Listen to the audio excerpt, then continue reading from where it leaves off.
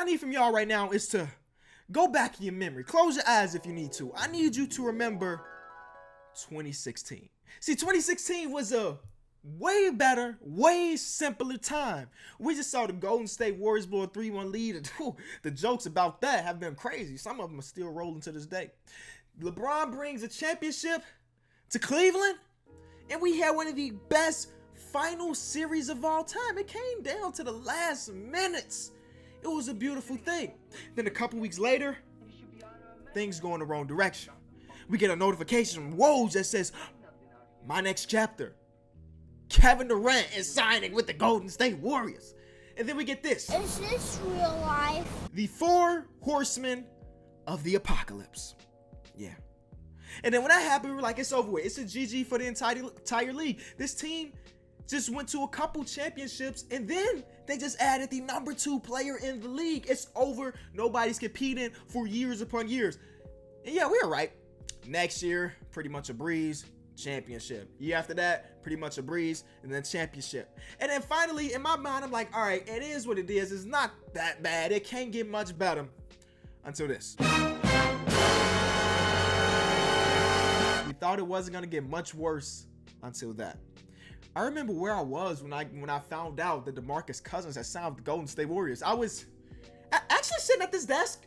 I don't do many things, you know, but I was sitting at this desk and I'm like, is he serious? He gonna do this to us? This team has been dominating the league for like 4 years now, and then he wants to be a part of that. And then for a long time, my brain, half of it is like, you know what? It's not that big of a deal. The league needs great teams to have somebody to take down. And then the other side of me is like, yo, I want something new. Can we get some new teams in the finals? Can we get another competitive series? So it constantly, my left side of my brain, my right side of the brain are clashing together, and I don't know what to think about it, all right? But that picture you just saw is from Media Day, all right? Media Day was a few days ago, and Media Day is perfect for us NBA nerds. Like, no, it's not officially basketballs being shot or dribbled, but we get to see new faces in new places. Or is it old faces in new places? Regardless, then we get a bunch of interviews, and it's usually very, very cool. You know, and you get like crazy moments like this. I mean, it's just more questions you have to ask me in order for me to tell you about myself. I just can't give you a whole spiel. I don't even know where you're sitting at.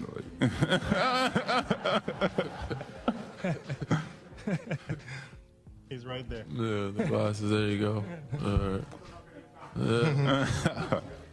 A friend of mine pointed it out that like, he doesn't think anybody has ever taught Kawhi Leonard how to laugh. Kawhi Leonard has had the best shooting coaches in the world, but he's never had a coach to teach him how to laugh like a human. He may be a robot. Everybody's laughing around me. Initiate laughter. It's just malfunctioned a little bit. Every time I see that video, it gets me to laugh. So that's going to be meme throughout this entire season. My boy has already there's so many viral tweets dealing with that laugh itself because it's perfectly bad. Now that caused people to basically dig up all the footage they can find of Kawhi Leonard laughter. This is why the internet is beautiful, because without the internet, we wouldn't have any of this. So let's roll the clips. If he wants me to say that, it's kind of personal. It's personal. To back honor, please.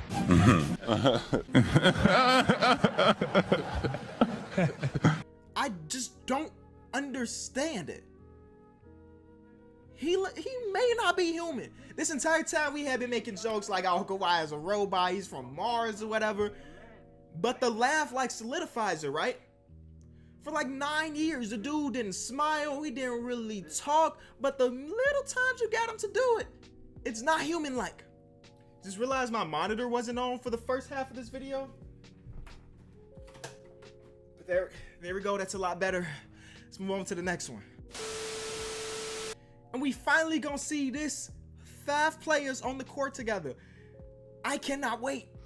As a part of the I Want to Beat the Warriors fan club, this is one of the teams we counting on. We need this 5 to go out and be amazing next year. And honestly, I think they will. I think they're going to be very, very good. Kyrie Irving said in this interview that this is the best team he's ever been on. And people were like, wow, are you talking better than that team y'all won a championship with when you hit the game-winning shot in Game 7? He like, yeah, this team is better. Comment section below. Let me know what team you think is better, the 2016 Cleveland Cavaliers or this current day Celtics team. Because I think this current day Celtics team is definitely deeper. This team can go like 10, 12 players deep and be cool. But that Cavs team had LeBron. So I think it's like, would you rather have depth on your team or would you rather have LeBron?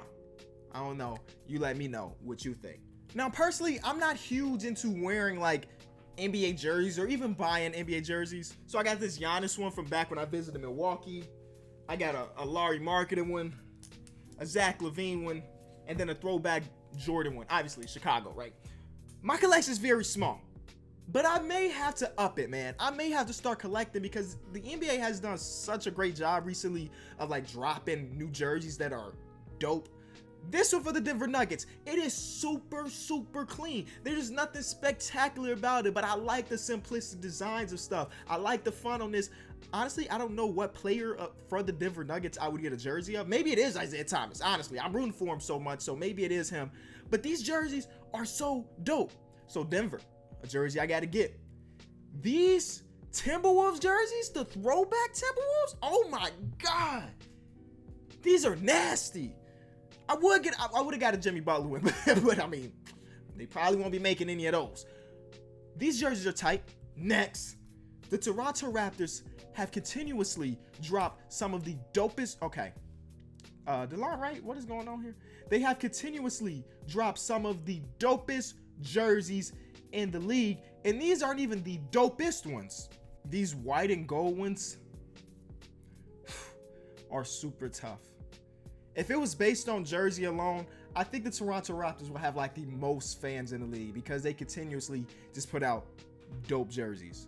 All right, so all that aside, let's get into some of the more serious topics. They're not super serious, but I just want to talk about some things that I took away from Media Day. The first one being with Klay Thompson. When he was asked about his upcoming free agency, he said, when guys go into free agency, they're looking for a situation like mine. I am content.